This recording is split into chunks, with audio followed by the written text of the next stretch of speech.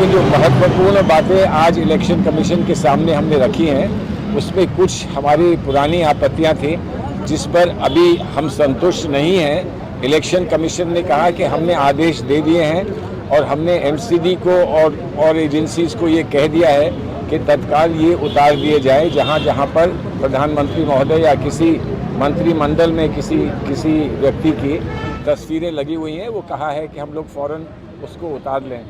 हमने उसके साथ साथ ये भी कहा कि प्रधानमंत्री जी की जहाँ फ़ोटो लगती है वो तो अपनी जगह एक बात है, लेकिन प्रधानमंत्री जी जो कहते हैं भाषणों में कहते हैं उसका हमें बहुत दुख हुआ है।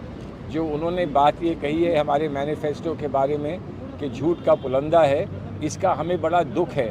आप कहीं भी डिसएग्री कर सकते हैं किसी और पार्टी के साथ, आप उसके तर्क दे सकते हैं, आप उसका कटाक्ष कर सकते हैं, लेकिन ये कहना कि एक राष्ट्रीय स्तर की पार्टी जो हमारे राष्ट्रीय आंदोलन में सम्मिलित रही वो ऐसा झूठ का पुलंदा अपने मैनिफेस्टो में लिखेगी, जबकि एक बहुत अच्छा मैनिफेस्टो लिखा गया है। साथ ही साथ उन्होंने ये भी कह दिया कि ये आज़ादी से पहले जो यहाँ व्यवस्थाएं थीं या जो वातावरण था जिसमें कि जो पार्टियाँ आज़ादी का विरोध कर रही थी या हमारे सेक्युलर समाज का विरोध कर रही थी, उन पार्टियों का ये मैनिफेस्टो लगता है। इस बात का हमें अत्यंत दुख है और हम ये समझते हैं कि हिंदुस्तान के इस देश के प्रधानमंत्री को ऐसी बात कहने का कोई अधिकार नहीं है। इस बात को हमने इलेक्शन कमीशन के सामने रखा है और उनसे विशेष आग्रह किया है कि इसको गंभीरता से वो लें और इस पर जो कार्रवाई कर सकते हैं वो कार्रवाई तत्काल करें। अब हमारे साथी अभी पवन खेरा जी यहाँ पर हैं और मुकुल जी हैं, सप्पल जी हैं।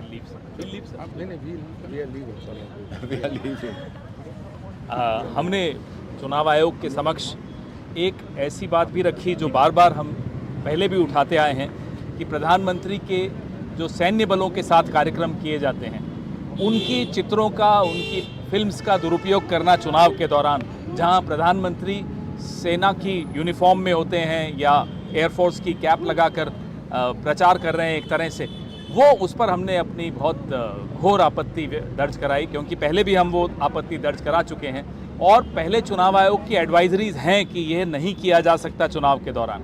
तो आज हमने चुनाव आयोग को उनकी अपनी एडवाइजरीज भी स्मरण कराई कि ये आप ही की एडवाइजरीज हैं और ये बार बार रिपीट ऑफेंडर है बीजेपी, उस दिशा में भी चुनाव आयोग को कदम उठाने चाहिए।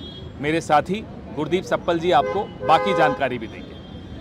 मैं निकल रहा हूँ, जाना है उसके बाद चले जाना। एक जो और मुद्दा आज हमने उठाया, पिछली बार जब हम इलेक्शन कमीशन को मिले थे तो हमने फ्री स्पीच का मुद्दा भी उठाया था और जो डिफेमेटरी पोस्ट है भारतीय जनता पार्टी के हैंडल पर, जो बहुत सारी ऐसी विभाजक कंटेंट वो बना रहे हैं, वो उनके हैंडल से पोस्ट हो रही है, उसकी शिकायत की थी।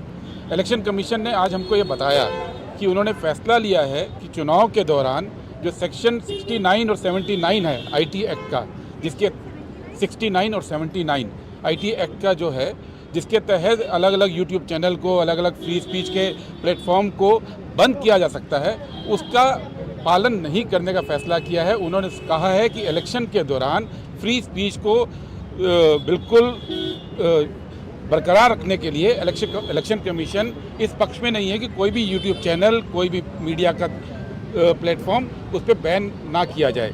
लेकिन हमने उनको ये भी ध्यान दिलाया कि इलेक्शन कमीशन तो ये नहीं करने जा रहा है।